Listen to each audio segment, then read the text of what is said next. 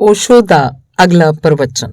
जे अनुभव होवे आनंद दा, शांति दा, आनंद दा अनुभव होवे, ਉਹਨੂੰ ਅਸੀਂ ਲਗਾਤਾਰ 24 ਘੰਟੇ ਆਪਣੇ ਅੰਦਰ ਬਣਾਈ ਰੱਖੀਏ। ਕਿਵੇਂ ਬਣਾਈ ਰੱਖਾਂਗੇ? ਦੋ ਰਾਹ ਹਨ। ਇੱਕ ਰਾਹ ਤਾਂ ਇਹ ਹੈ ਕਿ ਅਸੀਂ ਉਸ ਚਿੱਤ ਸਥਿਤੀ ਨੂੰ ਜੋ ਧਿਆਨ 'ਚ ਅਨੁਭਵ ਹੋਈ ਹੈ ਉਹਦਾ ਜਦ ਵੀ ਸਾਨੂੰ ਮੌਕਾ ਮਿਲੇ ਮੁੜ ਚੇਤਾ ਕਰੀਏ। ਜਿਵੇਂ ਧਿਆਨ ਦੇ ਸਮੇਂ ਸ਼ਾਂਤ ਸਾਹ ਲਿਆ ਹੈ, ਦਿਨ 'ਚ ਜਦ ਵੀ ਸਮਾਂ ਮਿਲੇ, ਜਦ ਤੁਸੀਂ ਕਿਸੇ ਵਿਸ਼ੇਸ਼ ਕੰਮ 'ਚ ਨਹੀਂ ਲੱਗੇ ਹੋ, ਉਸ ਸਮੇਂ ਸਾਹ ਨੂੰ ਮੱਧਮ ਕਰ ਲਓ। ਨੱਕ ਦੇ ਕੋਲ ਜਿੱਥੇ ਸਾਹ ਦੀ ਕੰਬਣੀ ਹੋਵੇ ਉਹਦਾ ਥੋੜ੍ਹਾ ਜਿਹਾ ਚੇਤਾ ਕਰ ਲਓ। ਉਸ ਚੇਤੇ ਦੇ ਨਾਲ ਹੀ ਉਸ ਭਾਵ ਨੂੰ ਫਿਰ ਤੋਂ ਆਰੋਪਿਤ ਕਰ ਲਓ ਕਿ ਤੁਸੀਂ ਆਨੰਦਿਤ ਹੋ, ਖਿੜੇ ਹੋਏ ਹੋ, ਸ਼ਾਂਤ ਹੋ, ਤੰਦਰੁਸਤ ਹੋ। ਉਸ ਭਾਵ ਨੂੰ ਮੁੜ ਚੇਤੇ ਕਰ ਲਓ। ਜਦ ਵੀ ਚੇਤਾ ਆ ਜਾਏ, ਸੌਂਦੇ ਸਮੇਂ, ਉੱਠਦੇ ਸਮੇਂ, ਰਾਹ 'ਤੇ ਜਾਂਦੇ ਸਮੇਂ, ਜਿੱਥੇ ਵੀ ਚੇਤਾ ਆ ਜਾਏ, ਉਸ ਭਾਵ ਨੂੰ ਮੁੜ ਆਰੋਪਿਤ ਕਰ ਲਓ। ਉਹਦਾ ਨਤੀਜਾ ਇਹ ਹੋਏਗਾ ਕਿ ਦਿਨ 'ਚ ਅਨੇਕਾਂ ਵਾਰ ਉਹ ਯਾਦ, ਉਹ ਚੇਤਾ ਤੁਹਾਡੇ ਅੰਦਰ ਚੋਟ ਕਰੇਗਾ। ਕੁਝ ਸਮੇਂ 'ਚ ਤੁਹਾਨੂੰ ਉਹਨੂੰ ਵੱਖਰੀ ਤੌਰ 'ਤੇ ਯਾਦ ਕਰਨ ਦੀ ਲੋੜ ਨਹੀਂ ਰਹਿ ਜਾਏਗੀ। ਉਹ ਤੁਹਾਡੇ ਨਾਲ ਉਵੇਂ ਹੀ ਰਹਿਣ ਲੱਗੇਗਾ ਜਿਵੇਂ ਸਾਹ ਤੁਹਾਡੇ ਨਾਲ ਹੈ। ਇੱਕ ਤਾਂ ਇਸ ਭਾਵ ਸਥਿਤੀ ਨੂੰ ਬਾਰ-ਬਾਰ ਚੇਤੇ ਕਰਨਾ ਹੈ। ਜਦ ਵੀ ਖਿਆਲ ਮਿਲ ਜਾਏ, ਬਿਸਤਰੇ 'ਤੇ ਲੇਟੇ ਹੋ, ਚੇਤਾ ਆਇਆ, ਧਿਆਨ ਦੀ ਹਾਲਤ ਨੂੰ ਵਾਪਸ ਦੁਹਰਾਉਣ ਦਾ ਭਾਵ ਕਰ ਲਓ। ਰਾਹ 'ਤੇ ਘੁੰਮਣ ਗਏ ਹੋ, ਰਾਤ ਨੂੰ ਚੰਦ ਦੇ ਹੇਠਾਂ ਬੈਠੇ ਹੋ, ਕਿਸੇ ਦਰਖਤ ਦੇ ਕੋਲ ਬੈਠੇ ਹੋ, ਕੋਈ ਨਹੀਂ ਹੈ, ਕਮਰੇ 'ਚ ਇਕੱਲੇ ਬੈਠੇ ਹੋ, ਮੁੜ ਚੇਤੇ ਕਰ ਲਓ।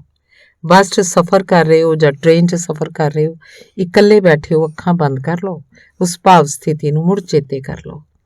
ਦਿਨ ਦੇ ਰੁੱਝੇ ਕੰਮਕਾਰ 'ਚ ਵੀ, ਦਫ਼ਤਰ ਵਿੱਚ ਵੀ 2 ਮਿੰਟ ਦੀ ਖਾਤਰ ਕਦੇ ਉੱਠ ਜਾਓ, ਖਿੜਕੀ ਦੇ ਕੋਲ ਖੜੇ ਹੋ ਜਾਓ, ਡੂੰਘਾ ਸਾਹ ਲੈ ਲਓ, ਉਸ ਭਾਵ ਸਥਿਤੀ ਨੂੰ ਚੇਤੇ ਕਰ ਲਓ।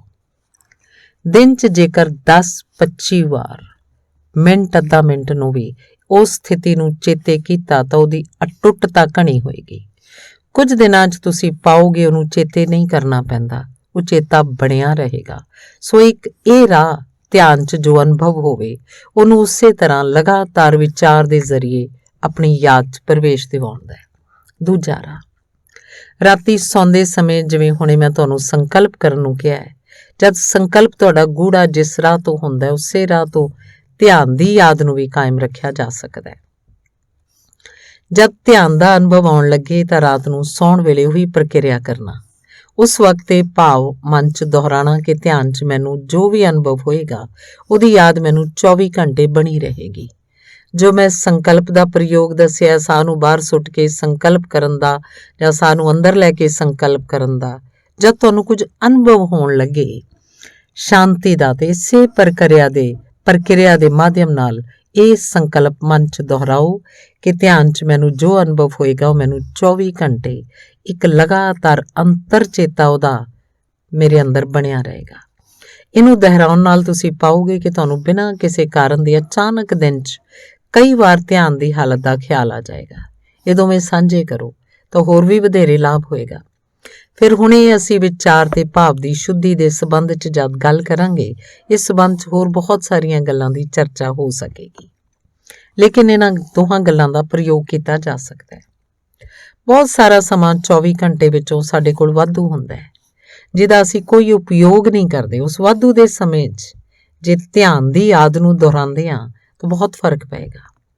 ਇਸ ਨੂੰ ਕਦੇ ਇਸ ਤਰ੍ਹਾਂ ਖਿਆਲ ਕਰਨਾ, ਜੇ ਤੁਹਾਨੂੰ 2 ਸਾਲ ਪਹਿਲਾਂ ਕਿਸੇ ਵਿਅਕਤੀ ਨੇ ਗਾਲ ਕੱਢੀ ਸੀ, 2 ਸਾਲ ਪਹਿਲਾਂ ਤੁਹਾਡੀ ਕਿਸੇ ਨੇ ਹੱਤਕ ਕੀਤੀ ਸੀ, 2 ਸਾਲ ਪਹਿਲਾਂ ਕਿਤੇ ਤੁਹਾਡੇ ਨਾਲ ਕੋਈ ਹਾਦਸਾ ਵਾਪਰਿਆ ਸੀ, ਜੇਕਰ ਤੁਸੀਂ ਅੱਜ ਵੀ ਉਹਨੂੰ ਚੇਤੇ ਕਰਨ ਬੈਠੋਗੇ ਤਾਂ ਉਸ ਪੂਰੀ ਘਟਨਾ ਨੂੰ ਚੇਤੇ ਕਰਦੇ ਕਰਦੇ ਤੁਸੀਂ ਹੈਰਾਨ ਹੋ ਜਾਓਗੇ ਕਿ ਘਟਨਾ ਦਾ ਚੇਤਾ ਕਰਦੇ ਕਰਦੇ ਤੁਹਾਡੇ ਸਰੀਰ ਤੇ ਚਿੱਤ ਦੀ ਹਾਲਤ ਵੀ ਉਸੇ ਛਾਪ ਨੂੰ ਲੈ ਲਏਗੀ ਜੋ 2 ਸਾਲ ਪਹਿਲਾਂ ਵਾਪਰਿਆ ਸੀ।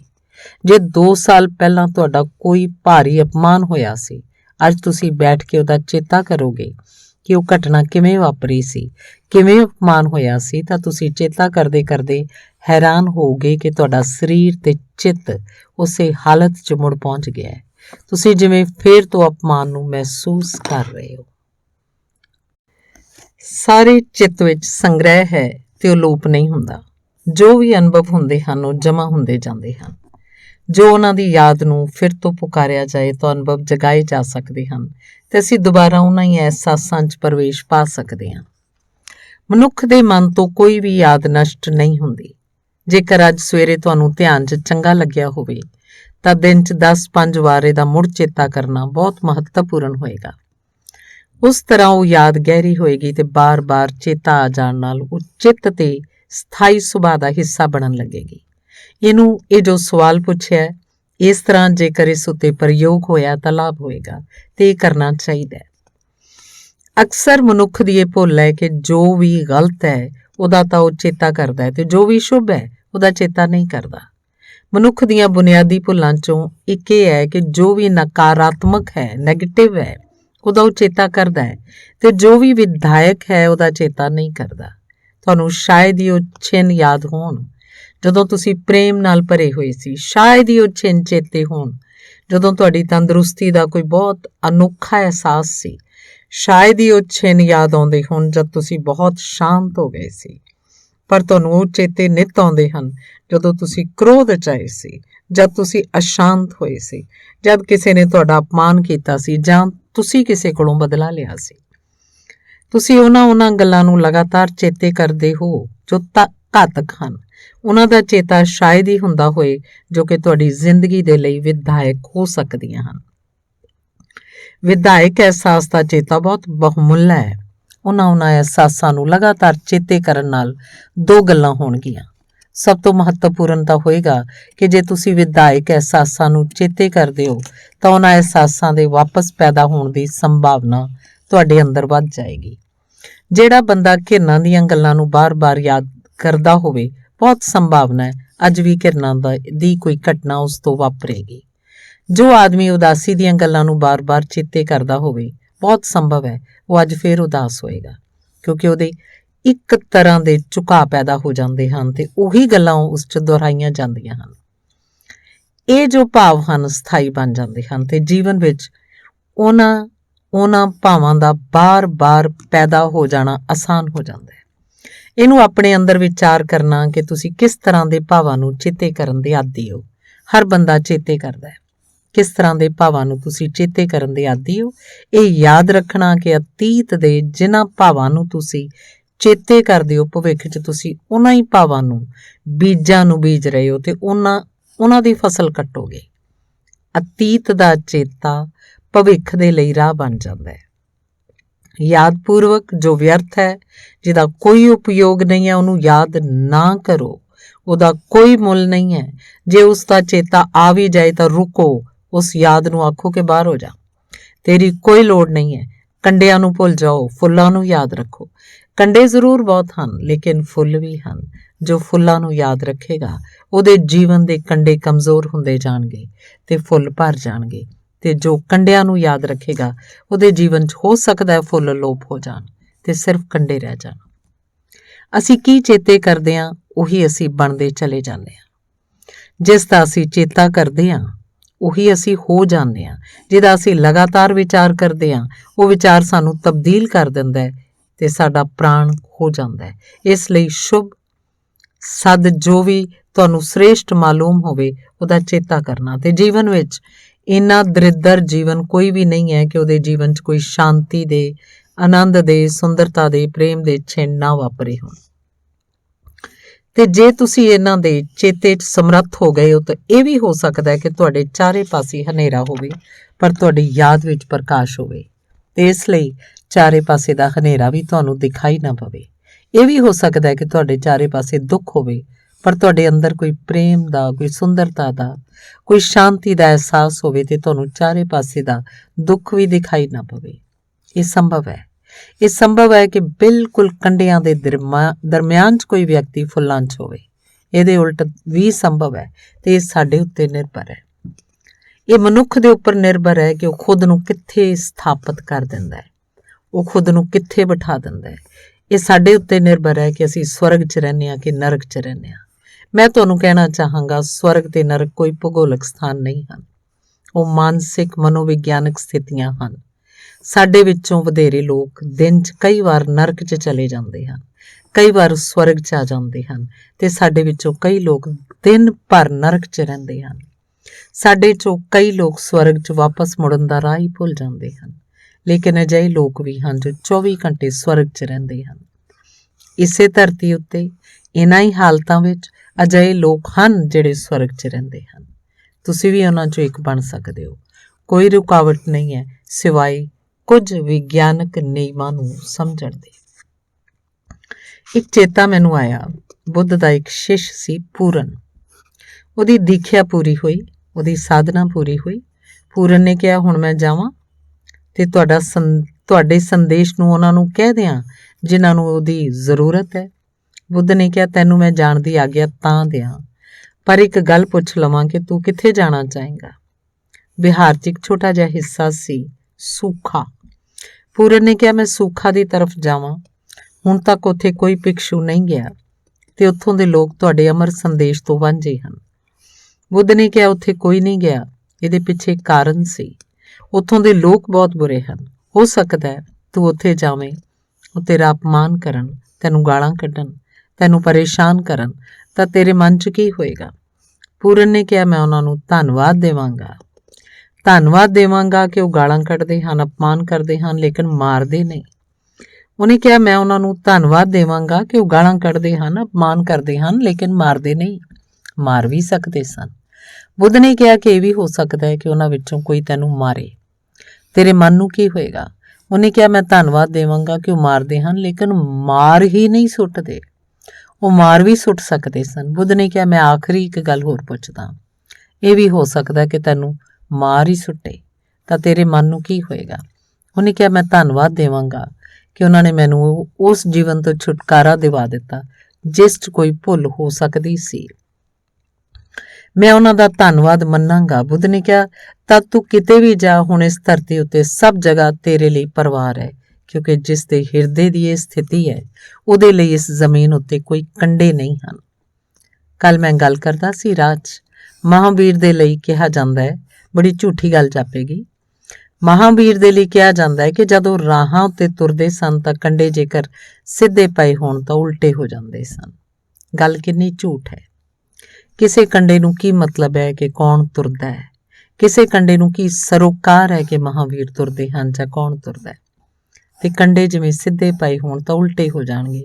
ਤੇ ਮੈਂ ਸੁਣਿਆ ਕਿ ਮੁਹੰਮਦ ਦੇ ਬਾਬਤ ਕਿਹਾ ਜਾਂਦਾ ਹੈ ਕਿ ਜਦੋਂ ਅਰਬ ਦੇ ਗਰਮ ਰੇਗਿਸਤਾਨਾਂ 'ਚ ਤੁਰਦੇ ਸਨ ਤਾਂ ਇੱਕ ਬੱਦਲੀ ਉਹਨਾਂ ਉੱਪਰ ਛਾਂ ਕਰੀ ਰੱਖਦੀ ਸੀ। ਇਹ ਕਿੰਨੀ ਝੂਠੀ ਗੱਲ ਹੈ। ਬਦਲੀਆਂ ਨੂੰ ਕੀ ਸਰੋਕਾਰ ਹੈ ਕਿ ਹੇਠਾਂ ਕੌਣ ਤੁਰਦਾ ਹੈ, ਮੁਹੰਮਦ ਤੁਰਦੇ ਹਨ ਜਾਂ ਕੌਣ ਤੁਰਦਾ ਹੈ, ਉਹ ਕਿਵੇਂ ਛਾਵਾਂ ਕਰਨਗੀਆਂ। ਲੇਕਿਨ ਮੈਂ ਤੁਹਾਨੂੰ ਦੱਸਾਂ ਇਹ ਗੱਲਾਂ ਸੱਚ ਹਨ। ਕੋਈ ਕੰਡੇ ਉਲਟ ਕੇ ਉਲਟੇ ਨਹੀਂ ਹੁੰਦੇ ਤੇ ਕੋਈ ਬਦਲੀਆਂ ਨਹੀਂ ਚੱਲਦੀਆਂ, ਪਰ ਇਹਨਾਂ ਵਿੱਚ ਅਸੀਂ ਕੁਝ ਸੱਚਾਈਆਂ ਜ਼ਾਹਰ ਕੀਤੀਆਂ ਹਨ। ਇਹਨਾਂ ਗੱਲਾਂ 'ਚ ਅਸੀਂ ਕੁਝ ਪ੍ਰੇਮ ਭਰੀਆਂ ਗੱਲਾਂ ਆਖੀਆਂ ਹਨ। ਅਸੀਂ ਇਹ ਕਹਿਣਾ ਚਾਹਿਆ ਹੈ ਕਿ ਜਿਸ ਆਦਮੀ ਦੇ ਹਿਰਦੇ 'ਚ ਕੋਈ ਕੰਡਾ ਨਹੀਂ ਰਹਿ ਗਿਆ, ਇਸ ਜਗਤ ਵਿੱਚ ਉਹਦੇ ਲਈ ਕੋਈ ਕੰਡਾ ਸਿੱਧਾ ਨਹੀਂ ਹੈ। ਤੇ ਅਸੀਂ ਇਹ ਕਿਹਾ ਕਿ ਜਿਸ ਆਦਮੀ ਦੇ ਹਿਰਦੇ 'ਚ ਤਪਸ਼ ਨਹੀਂ ਰਹਿ ਗਈ, ਇਸ ਜਗਤ 'ਚ ਉਹਦੇ ਲਈ ਹਰ ਥਾਂ ਇੱਕ ਸ਼ਾਨਦਾਰ ਬੱਦਲੀ ਹੈ, ਉਹਨੂੰ ਕਿਤੇ ਕੋਈ ਧੁੱਪ ਨਹੀਂ ਹੈ। ਅਸੀਂ ਕਹਿਣਾ ਚਾਹਿਆ ਕਿ ਬੜੀ ਸੱਚੀ ਗੱਲ ਹੈ। ਸਾਡੇ ਚਿੱਤ ਦੀ ਹਾਲਤ ਅਸੀਂ ਜਿਹੋ ਜਿਹੀ ਬਣਾਈ ਰੱਖਾਂਗੇ, ਇਹ ਦੁਨੀਆ ਵੀ ਠੀਕ ਉਹੋ ਜਿਹੀ ਬਣ ਜਾਂਦੀ ਹੈ। ਪਤਾ ਨਹੀਂ ਕਿਹੜਾ ਚਮਤਕਾਰ ਹੈ ਕਿ ਜੋ ਬੰਦਾ ਭਲਾ ਹੋਣਾ ਸ਼ੁਰੂ ਹੁੰਦਾ ਹੈ, ਇਹ ਸਾਰੀ ਦੁਨੀਆ ਉਹਨੂੰ ਇੱਕ ਭਲੀ ਦੁਨੀਆ 'ਚ ਤਬਦੀਲ ਹੋ ਜਾਂਦੀ ਹੈ। ਤੇ ਜੋ ਆਦਮੀ ਪ੍ਰੇਮ ਨਾਲ ਭਰਦਾ ਹੈ, ਇਹ ਸਾਰੀ ਦੁਨੀਆ ਦਾ ਪ੍ਰੇਮ ਉਹਦੀ ਤਰਫ ਪ੍ਰਵਾਹਿਤ ਹੋਣ ਲੱਗਦਾ ਹੈ। ਤੇ ਇਹ ਨਿਯਮ ਇੰਨਾ ਮਿੱਠ ਹੈ ਕਿ ਜੋ ਆਦਮੀ ਘਿਰਨਾ ਨਾਲ ਭਰੇਗਾ, ਬਦਲੇ 'ਚ ਘਿਰਨਾ ਉਹਨੂੰ ਉਪਲਬਧ ਹੋਣ ਲੱਗੇਗੀ। ਅਸੀਂ ਜੋ ਆਪਣੇ ਚਾਰੇ ਪਾਸੇ ਸੁੱਟਦੇ ਹਾਂ ਉਹੀ ਸਾਨੂੰ ਉਪਲਬਧ ਹੋ ਜਾਂਦਾ ਹੈ। ਇਹਦੇ ਸਿਵਾ ਕੋਈ ਰਾਹ ਵੀ ਨਹੀਂ। ਸੋ 24 ਘੰਟੇ ਉਹਨਾਂ ਛਿਨਾਂ ਨੂੰ ਚੇਤੇ ਕਰੋ ਜੋ ਜੀਵਨ 'ਚ ਅਨੋਖੇ ਸਨ, ਰੱਬੀ ਸਨ। ਉਹ ਛੋਟੇ ਛੋਟੇ ਛਿਨ, ਉਹਨਾਂ ਦਾ ਚੇਤਾ ਕਰੋ। ਉਹਨਾਂ ਛਿਨਾਂ ਉੱਤੇ ਆਪਣੇ ਜੀਵਨ ਨੂੰ ਖਿਲਾਰੋ। ਉਹਨਾਂ ਵੱਡੀਆਂ ਵੱਡੀਆਂ ਘਟਨਾਵਾਂ ਨੂੰ ਵੀ ਭੁੱਲ ਜਾਓ ਜੋ ਦੁੱਖ ਦੀਆਂ ਹਨ, ਪੀੜ ਦੀਆਂ ਹਨ, ਘਿਰਨਾ ਦੀਆਂ ਹਨ, ਹਿੰਸਾ ਦੀਆਂ ਹਨ। ਉਹਨਾਂ ਦਾ ਕੋਈ ਮੁੱਲ ਨਹੀਂ ਹੈ। ਉਹਨਾਂ ਨੂੰ ਝਾੜ ਦਿਓ ਜਿਵੇਂ ਸੁੱਕੇ ਪੱਤੇ ਦਰਖਤਾਂ ਤੋਂ ਡਿੱਗ ਜਾਂਦੇ ਹਨ। ਉਵੇਂ ਜੋ ਵਿਅਰਥ ਹੈ ਉਹਨੂੰ ਛੱਡਦੇ ਚਲੇ ਜਾਓ, ਤੇ ਜੋ ਸਾਰਥਕ ਹੈ, ਜੀਂਦਾ ਹੈ, ਉਹਨੂੰ ਯਾਦ ਪੂਰਵਕ ਫੜਦੇ ਚਲੇ ਜਾਓ।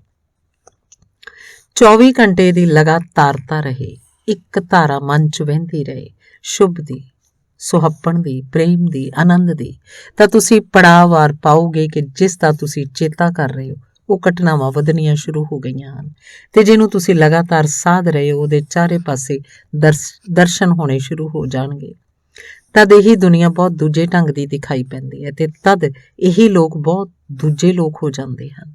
ਇਹੀ ਅੱਖਾਂ ਤੇ ਇਹੀ ਫੁੱਲ ਤੇ ਇਹੀ ਪੱਥਰ ਇੱਕ ਨਵੇਂ ਅਰਥ ਨੂੰ ਲੈ ਲੈਂਦੇ ਹਨ ਜੋ ਅਸੀਂ ਪਹਿਲਾਂ ਕਦੇ ਜਾਣਿਆ ਨਹੀਂ ਸੀ, ਕਿਉਂਕਿ ਅਸੀਂ ਕੁਝ ਹੋਰ ਗੱਲਾਂ 'ਚ ਉਲਝੇ ਹੋਏ ਸੀ।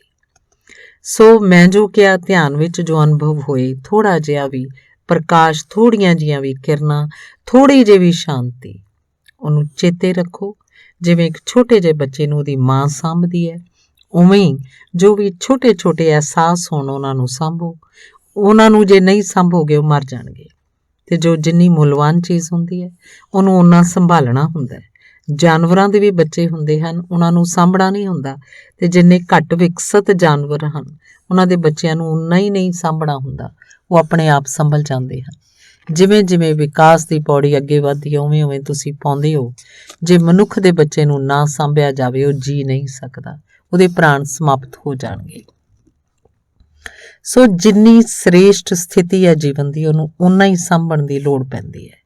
ਜੀਵਨ 'ਚ ਜੋ ਵੀ ਅਹਿਸਾਸ ਮੁੱਲਵਾਨ ਹਨ ਉਹਨਾਂ ਨੂੰ ਓਨਾ ਹੀ ਸਾਂਭਣਾ ਪੈਂਦਾ ਹੈ। ਛੋਟੇ ਜਿਹੇ ਅਨੁਭਵ ਹੋਣ ਉਹਨਾਂ ਨੂੰ ਸਾਂਭੋ, ਉਵੇਂ ਹੀ ਜਿਵੇਂ ਤੁਸੀਂ ਪੁੱਛਿਆ ਕਿਵੇਂ ਸਾਂਭੀਏ। ਜੇ ਮੈਂ ਤੁਹਾਨੂੰ ਕੁਝ ਹੀਰੇ ਦੇ ਦੇਵਾਂ, ਉਹਨਾਂ ਨੂੰ ਤੁਸੀਂ ਕਿਵੇਂ ਸਾਂਭੋਗੇ? ਜੇ ਤੁਹਾਨੂੰ ਕੋਈ ਬਹੁਮੁੱਲਾ ਖਜ਼ਾਨਾ ਮਿਲ ਜਾਏ, ਉਹਨੂੰ ਤੁਸੀਂ ਕਿਵੇਂ ਸਾਂਭੋਗੇ? ਉਹਨੂੰ ਤੁਸੀਂ ਕਿੱਥੇ ਰੱਖੋਗੇ? ਉਹਨੂੰ ਤੁਸੀਂ ਛੁਪਾ ਕੇ ਰੱਖਣਾ ਚਾਹੋਗੇ? ਉਹਨੂੰ ਆਪਣੇ ਹਿਰਦੇ ਦੇ ਨੇੜੇ ਰੱਖਣਾ ਚਾਹੋਗੇ? ਇੱਕ ਮੰਗਤਾ ਮਰ ਰਿਹਾ ਹੈ ਇੱਕ ਹਸਪਤਾਲ ਵਿੱਚ, ਅਤੇ ਜਦ ਪਾਦਰੀ ਉਹਦੇ ਕੋਲ ਗਿਆ, ਡਾਕਟਰਾਂ ਨੇ ਕਹਿ ਦਿੱਤਾ ਉਹ ਮਰਨ ਵਾਲਾ ਹੈ। ਹੁਣ ਪਾਦਰੀ ਉਹਦੇ ਕੋਲ ਗਿਆ ਆਖਰੀ ਭਗਵਾਨ ਦੀ ਪ੍ਰਾਰਥਨਾ ਕਰਵਾਉਣ ਦੇ ਲਈ। ਉਹਨੇ ਕਿਹਾ ਤੂੰ ਹੱਥ ਜੋੜ। ਉਹਨੇ ਇੱਕ ਹੀ ਹੱਥ ਚੁੱਕਿਆ, ਇੱਕ ਹੱਥ ਦੀ ਮੁੱਠੀ ਬੰਦ ਸੀ। ਪਾਦਰੀ ਨੇ ਕਿਹਾ ਦੋਵੇਂ ਹੱਥ ਜੋੜ। ਉਹਨੇ ਕਿਹਾ ਮਾਫ਼ ਕਰਨਾ, ਦੂਜੀ ਮੈਂ ਨਹੀਂ ਖੋਲ੍ਹ ਸਕਦਾ। ਉਹ ਆਦਮੀ ਮਰਨ ਵਾਲਾ ਹੈ ਅਤੇ ਦੂਜਾ ਹੱਥ ਨਹੀਂ ਖੋਲ੍ਹ ਰਿਹਾ। ਉਹ ਮਰ ਗਿਆ। 2 ਛਿਣ ਬਾਅਦ ਹੱਥ ਖੋਲ੍ਹਿਆ ਗਿਆ। ਕੁਝ ਗੰਦੇ ਸਿੱਕੇ ਉਹਨੇ ਇਕੱਠੇ ਕੀਤੇ ਹੋਏ ਸਨ, ਜਿਹਦੀ ਉਹਨੇ ਮੁੱਠੀ ਬੰਨੀ ਹੋਈ ਸੀ। ਕੁਝ ਗੰਦੇ ਸਿੱਕੇ, ਉਹਨੂੰ ਪਤਾ ਹੈ ਮਰ ਰਿਹਾ ਹੈ, ਪਰ ਮੁੱਠੀ ਬੰਨੀ ਹੋਈ ਹੈ। ਸਧਾਰਨ ਸਿੱਕਿਆਂ ਨੂੰ ਅਸੀਂ ਸਾਂਭਣਾ ਜਾਣਦੇ ਹਾਂ, ਸਭ ਜਾਣਦੇ ਹਾਂ, ਪਰ ਸ੍ਰੇਸ਼ਟ ਤੋਂ ਸ੍ਰੇਸ਼ਟ ਸਿੱਕੇ ਹਨ, ਉਹਨਾਂ ਨੂੰ ਸਾਂਭਣ ਦਾ ਸਾਨੂੰ ਕੋਈ ਪਤਾ ਨਹੀਂ ਹੈ। ਅਸੀਂ ਉਸੇ ਮੰਗਤੇ ਦੀ ਤਰ੍ਹਾਂ ਜੋ ਇੱਕ ਦਿਨ ਮੁੱਠੀ ਬੰਦ ਕੀਤੇ ਹੋਏ ਪਾਏ ਜਾਣਗੇ, ਅਤੇ ਜਦ ਉਹਨਾਂ ਦੀ ਮੁੱਠੀ ਖੋਲ੍ਹੀ ਜਾਏਗੀ ਤਾਂ ਕੁਝ ਗੰਦੇ ਸਿੱਕਿਆਂ ਦੇ ਸਿਵਾਏ ਉੱਥੇ ਕੁਝ ਵੀ ਨਹੀਂ ਮਿਲੇਗਾ। ਉਹਨਾਂ ਅਹਿਸਾਸਾਂ ਨੂੰ ਸਾਂਭੋ, ਉਹੀ ਅਸਲੀ ਸਿੱਕੇ ਹਨ ਜਿਨ੍ਹਾਂ ਨੇ ਤੁਹਾਡੇ ਜੀਵਨ ਨੂੰ ਫੁਰਨਾ ਦਿੱਤਾ ਹੋਵੇ, ਪ੍ਰੇਰਨਾ ਦਿੱਤੀ ਹੋਵੇ, ਤੁਹਾਡੇ ਅੰਦਰ ਕੁਝ ਬਦਲਿਆ ਹੋਵੇ, ਕੁਝ ਕੰਬਿਆ ਹੋਵੇ, ਕੁਝ ਸ੍ਰੇਸ਼ਟ ਦੇ ਵੱਲ ਤੁਹਾਡੇ ਅੰਦਰ ਲਪਟ ਪੈਦਾ ਹੋਈ ਹੋਵੇ। ਉਹਨਾਂ ਨੂੰ ਇਸ ਤਰ੍ਹਾਂ ਸਾਂਭੋ। 1-2 ਰਾਹ ਮੈਂ ਦੱਸੇ, ਪੜਾਅਵਾਰ ਪ੍ਰਯੋਗ ਕਰਨ ਨਾਲ ਗੱਲ ਸਮਝ ਆ ਸਕੇਗੀ।